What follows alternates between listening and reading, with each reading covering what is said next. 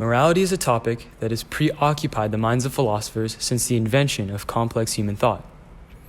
Take, for example, Aristotle, who asserts that morality is not defined by a person's ability to live according to a set of codes or conventions, but rather that morality is defined by a person's success in being human. Or take Thomas Hobbes, a philosopher from 17th century England, who believed morality is derived from the human obligation to follow the law of nature, which is a significantly different perspective compared to ancient Greek philosophers. Regardless of the varying interpretations of where morality comes from, there is consensus on the literal definition of morality. Morality, generally speaking, is the standard upon which right or wrong and good or bad is determined. Based on this definition, the modern societal, political, and cultural implications of morality become clear.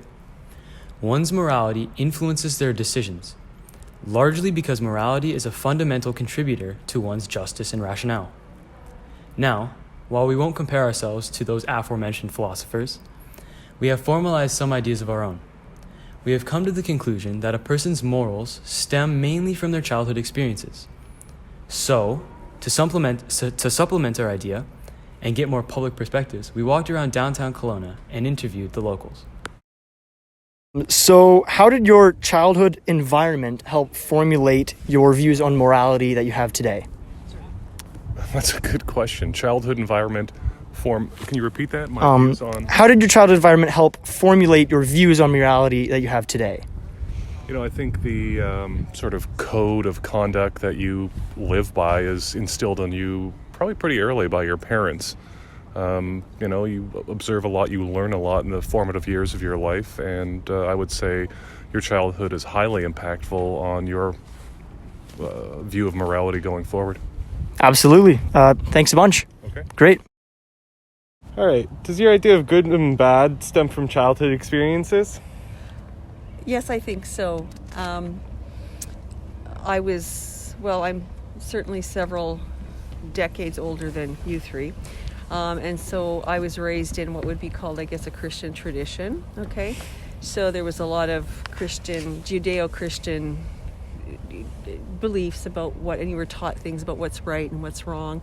But then there's also life experiences that happen to you so that sometimes you think, well, something that I was taught was wrong maybe really isn't wrong. Okay, so I guess I'll just give you an example of, in the 1960s, in traditional Christian circles, homosexuality was wrong. Okay, so you were taught it was wrong. However, and then of course you don't realize even what that is at that point in your life because that's how it was back then.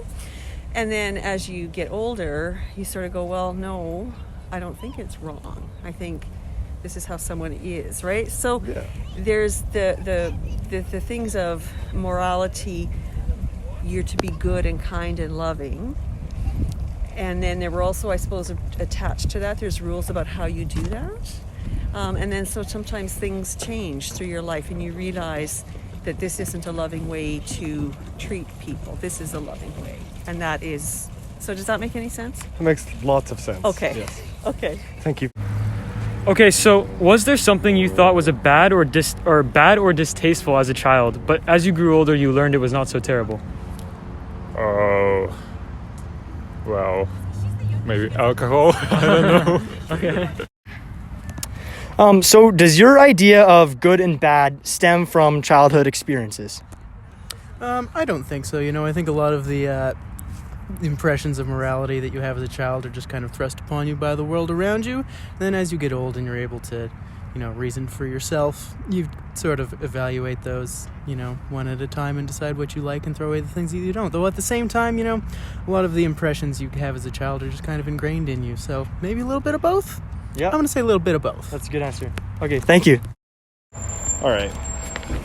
Do you believe your parents' moral and political views have affected your own? No, I don't think so. I'm pretty independent, so not really anything they say affects me that much. Maybe their morals, but not political views. Yeah. So do you consider yourself to be a generally ethical individual? And is it because you were following the values that were instilled on you as a child? Holy, that was a hard question. Actually, can you go with like easier ones? Sure, I can break it down for you. So, like, how has your view on morality, like, evolved or changed as you've grown up? Yeah, I think it's more about experiences. Okay. So you'd say that childhood experience is probably one of the biggest factors on your view on morality today, or is there other factors? Kind of, I would say, parents. Okay. Also, and also kind of if you're from religion family. Okay. So I also came from religion too. I feel like, yeah, I think that's a childhood experiences, parents, all the things around you. I think that kind of creates, Great. world. Good. So this is a big question. What is morality to you? What does it mean? What is morality? I think morality is kind of what doing the right thing is to you, like how you should treat others and based on your values. Okay. Awesome. All right, thank you so much. What is your idea of morality and ethics, and how are these things influenced by your childhood or your upbringing? So I would say my morality and ethics are definitely influenced by my childhood and upbringing. I think, some of those things depend on they definitely depend on how your parents view the world, I think. Yeah. However, being in university really influenced my ideas around morality and ethics as well, and just kind of gave me that more critical viewpoint, Yeah. I think, in terms of thinking about the world, thinking about what does ethical mean to me, that kind of thing.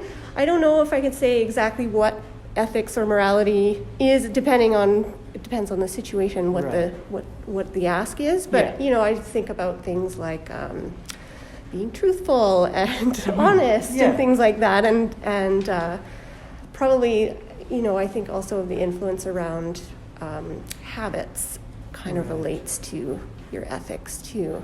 Yeah. Does that make sense? That makes a lot of sense. Great. Thanks a bunch.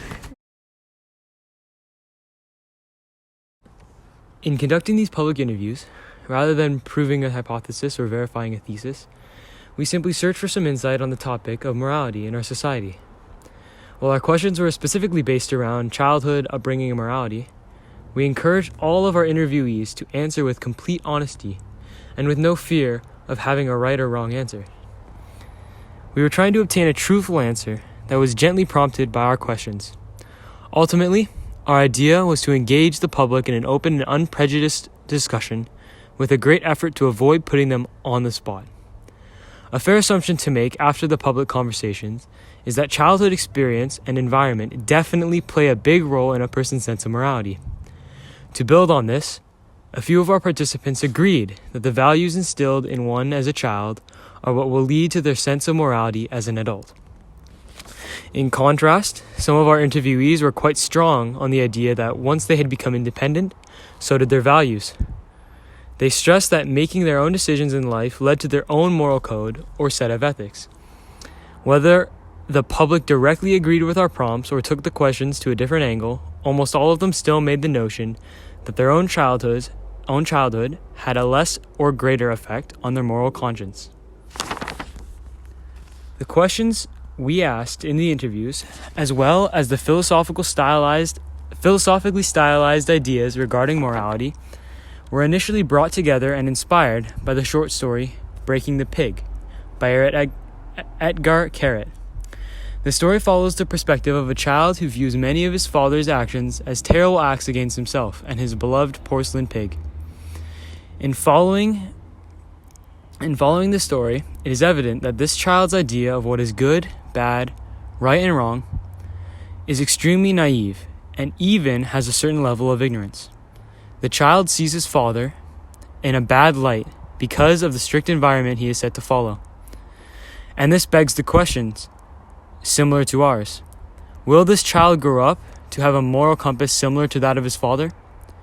Will the child despise his stern upbringing and in turn create a much different view on ethics than his father?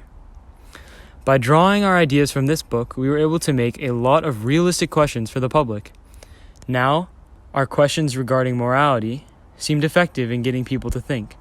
which could be because our interviewees likely had childhood experiences similar to the child in Breaking the Pig.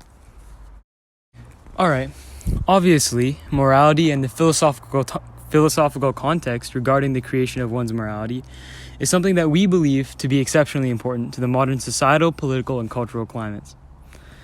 As previously mentioned, the short story Breaking the Pig was crucial in fostering this conversation around morality. However, the story's significance is only a fraction of the equation, so to speak. Morality was a topic that mattered to us before even starting our social experiment journey. Breaking the Pig simply added to the creation of our ideas.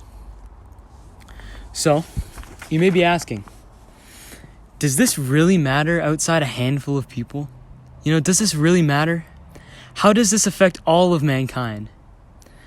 Well, morality is a subconscious part of our day-to-day lives. It isn't just a topic that is pondered by exclusively old, boring philosophers. It should realistically be considered by all people to some extent. Every single person has a set of values that they live their lives according to, and so it becomes beneficial to at least recognize the origin of said values. Once one becomes aware of their morality and its development, they can begin to challenge or strengthen certain held values. Subsequently, the real-world importance of understanding morality then reveals itself. An individual's morality influences their decisions, actions, and interpretations, which influence the world, and so by understanding morality, those same individuals better understand the logic behind their decisions, actions, interpretations, and thus their influence on society, culture, politics, and ultimately, the world.